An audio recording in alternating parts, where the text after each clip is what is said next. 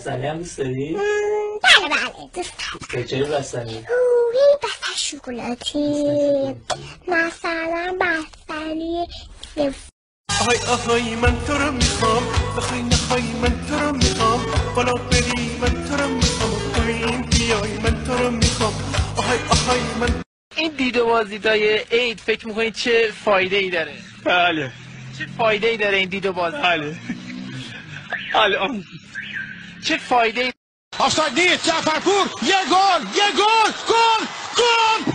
گل نه گل نمیشه. تو زن داری؟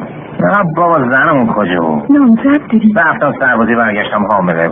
پس چی داری؟ هیچی جز یه ننه و یه خونه گروهی. این گیرانی 100% به خاطر آمریکا اسرائیل. اون خانومم که طرفدار شاهه. برم گمشن اون پایین. آره من ابنتر چیه؟ و دیگه اسم منو به این نگین. بعد میان بر من اذیت میکنن. آقا بعد میان جلوی در ما این کارو میگن. عقده‌ای هستن که اینا. اسم منو یه بار نبریم. من بیخود اسممو گفتم. وای که من بدبختم. وای ناخون شده. آخه به چی میخندین؟ نمیخندم خورد میشم. اصلا مهمی که چه قلایی دادی، تو که تو سینت یه دل قلابی داری. باری کلا شبان کت خدا باری کلا مرد ما خدا باری کلا جانم. سیا توبه سیا خیلی جانم، سیا ملهمانم، سیا زعفرانم. خدایی که من دوست دارم باش ازدواج کنم. دوست دارم. اونم دوست داره؟ نه نمیدونم ولی کلا سلام علیکم عذر خانم یا الله. سلام علیکم والده مش ماشاءالله. این برون برش ننداز آخ من بمیرم منو سر لج ننداز. سوسن خانم میخوام بیام در خونتون، نمیخوام بیای حرف بزنم با باباتون،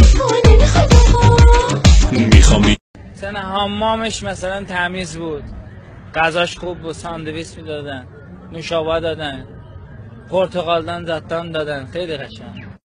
آلبالو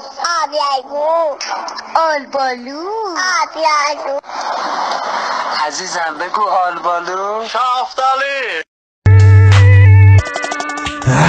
دور من بر پرپاچه است، تتو رو بدن چند تا هست، داره میاد رو من 5 تا دست. گول وفا میرخصم حال منو نپرسین، چیزی منو گرم نمیکنه نه شوینه نه کرسی.